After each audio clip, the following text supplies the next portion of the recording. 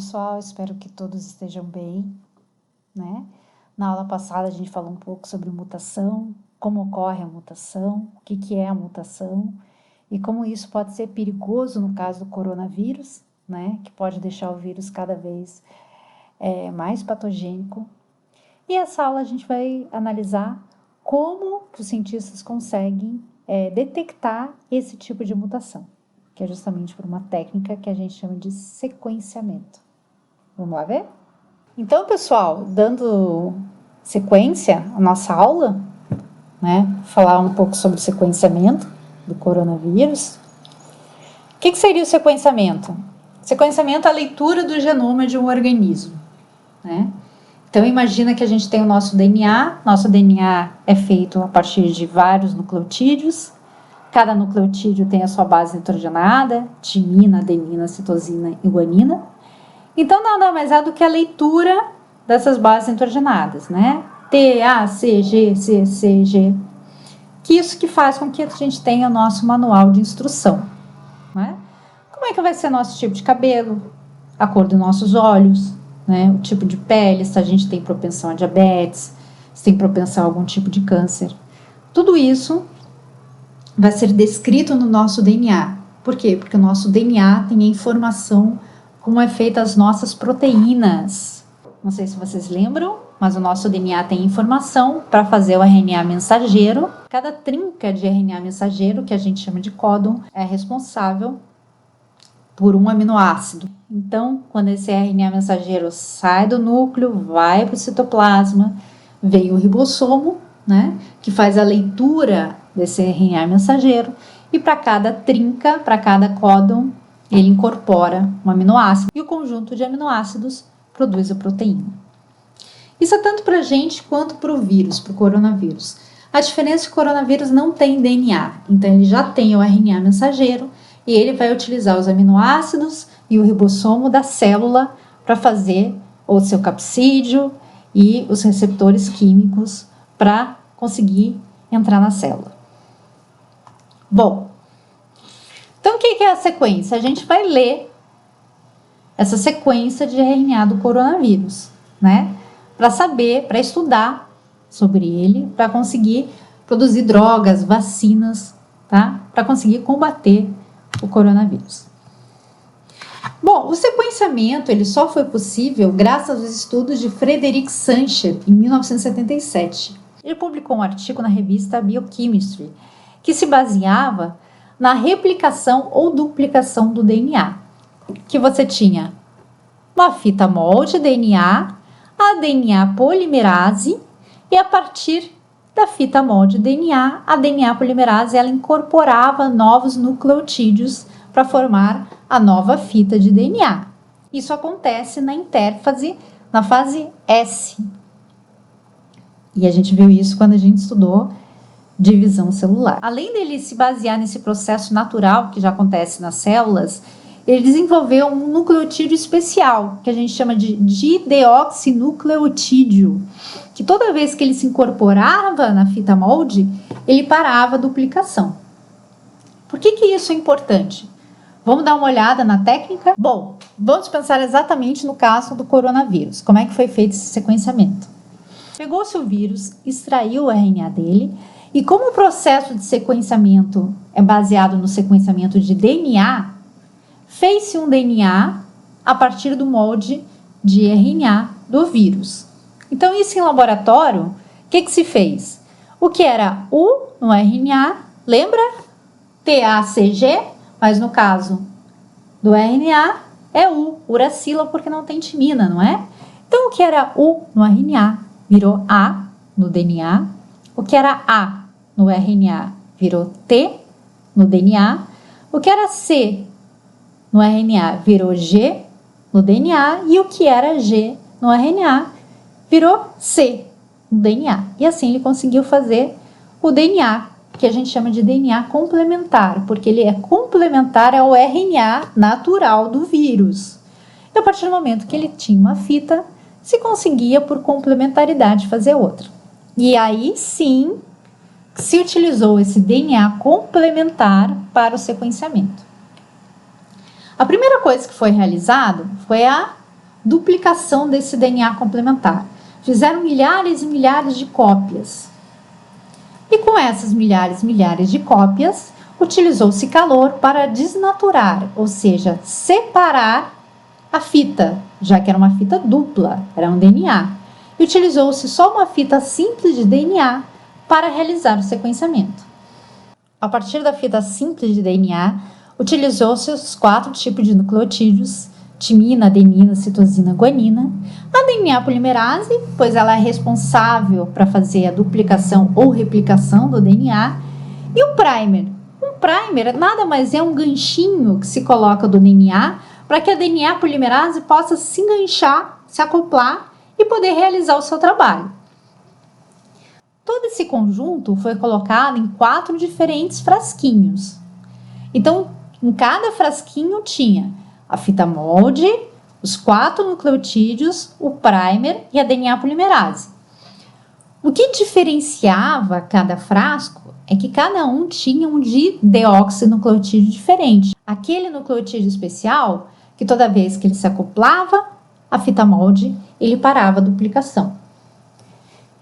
Então, num frasquinho foi colocado o dideoxinucleotídeo com a base A, no outro, dideoxinucleotídeo com a base nitrogenada G, o outro, dideoxinucleotídeo com a base nitrogenada C e o outro com a base nitrogenada T. Agora, vamos dar uma olhada no que aconteceu em cada frasquinho? Bom, aqui eu não coloquei a DNA polimerase, o primer e os nucleotídeos, mas você já sabe que tem isso em todos os frascos, tudo bem?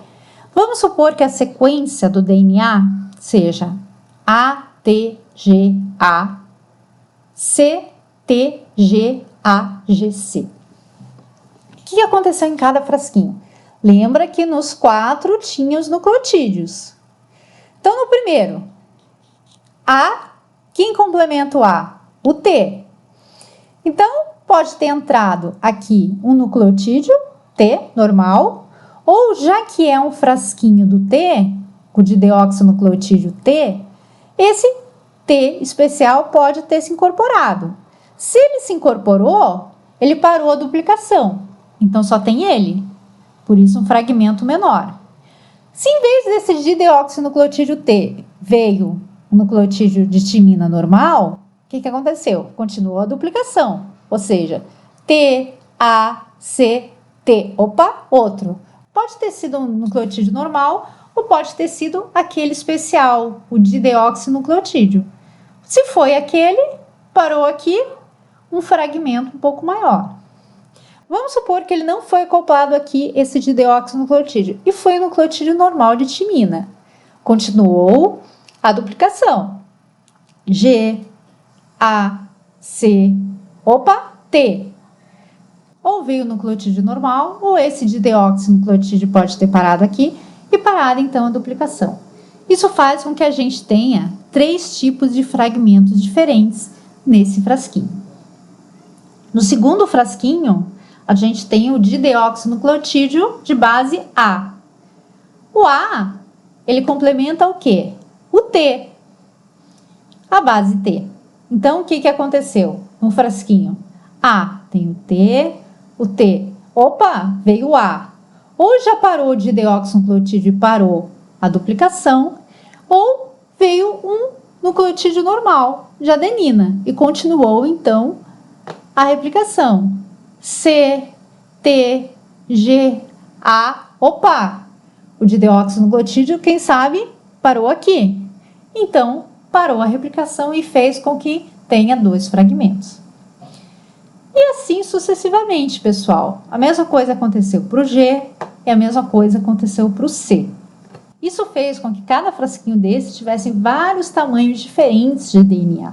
A partir disso, cada frasquinho foi colocado num poço de um gel, que pode ser ou de agarose ou de poliacrilamida. Esse gel fica dentro de uma cuba com líquido tampão e ele é submetido à corrente elétrica. E o DNA, que tem carga negativa, migra para o polo positivo. Como a gente viu que tinha diferentes comprimentos, aquele que tem menor tamanho, ele corre mais no gel. e aquele de maior tamanho, ele corre menos no gel. Então, isso faz com que você tenha diferentes tamanhos e diferentes locais onde esse DNA foi parado no gel. Então, aqui o fragmento menor, aqui o maiorzinho, esse um pouquinho maior, esse um pouquinho maior, e esse é o maior de todos. E aí, lembra que quando a gente fez a duplicação, a primeira letra era justamente aquele que o dideoxinucleotídeo se instalou primeiro. Então, era o menor fragmento. Então, você acaba lendo a sequência de baixo para cima. T, A, C, T, G, A, C, T, C, G. Tá? Lembrando que isso foram os nucleotídeos incorporados. Então, qual é a sequência molde? O contrário. A, T, G, A, C, T, G, A, G, C. Vamos comparar? Vamos voltar ao slide e ver? A, T, G, A, C, T, G, A, G, C. E assim a gente tem o sequenciamento. Hoje em dia, o sequenciamento ele é automatizado, mas ainda baseado nesse método de Sanger. Como é que é feito? Ainda se utiliza os mesmos dideoxinucleotídeos, mas agora eles são fluorescentes, a gente chama eles de fluoróforo. Tem um laser, uma máquina que a gente chama de sequenciador.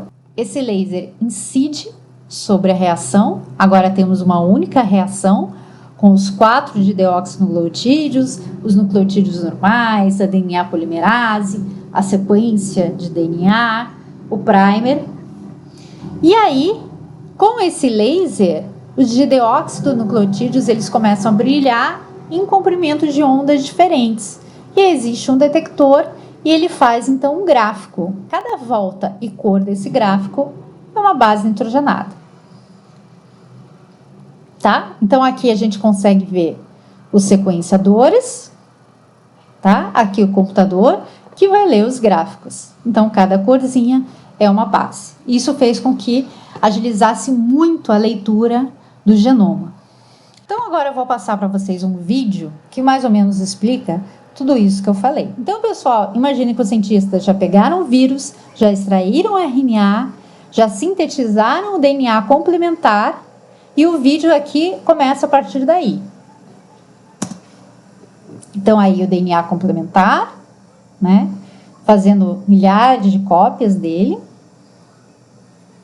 utilizando o calor para desnaturar, ou seja, separar a fita dupla, para utilizar só uma fita.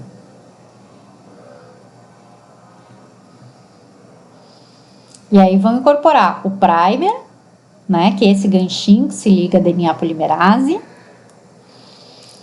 E além disso, nos 4 frasquinhos vão colocar, né, além da fita, o primer, a DNA polimerase e os 4 nucleotídeos em cada frasquinho, o T, A, C e G. E em cada vidrinho, um dideoxinucleotídeo.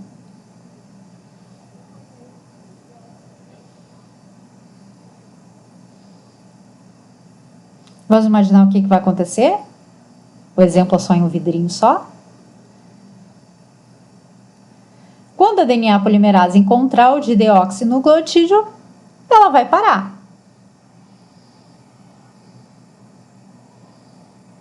Dependendo aonde o dideoxinucleotídeo se incorporou, a gente vai ter diferentes fragmentos. Cada fragmento com um tamanho diferente.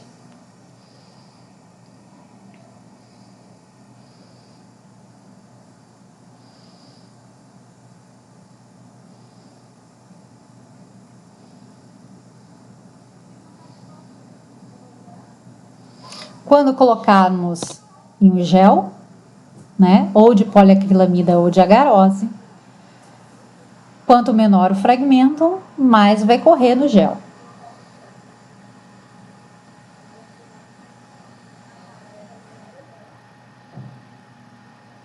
Lembrando que o DNA migra para o polo positivo, uma vez que ele é carregado negativamente.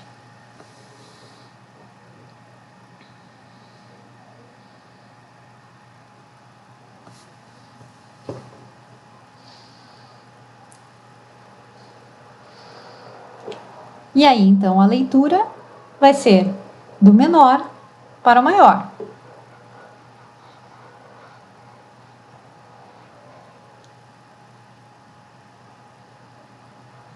E para saber a sequência correta, é só complementar. O que é A vira T, o que é G vira C. Bom, agora que a gente já sabe como é que é feito o sequenciamento, por que é importante então sequenciar o genoma do vírus? A gente já viu na aula passada que o sequenciamento ele demonstra se houve ou não mutação, né? Se o vírus sofreu mutação ou não. E isso é super importante, como por exemplo, para saber como desenvolver algum tipo de vacina ou algum tipo de droga. Por quê?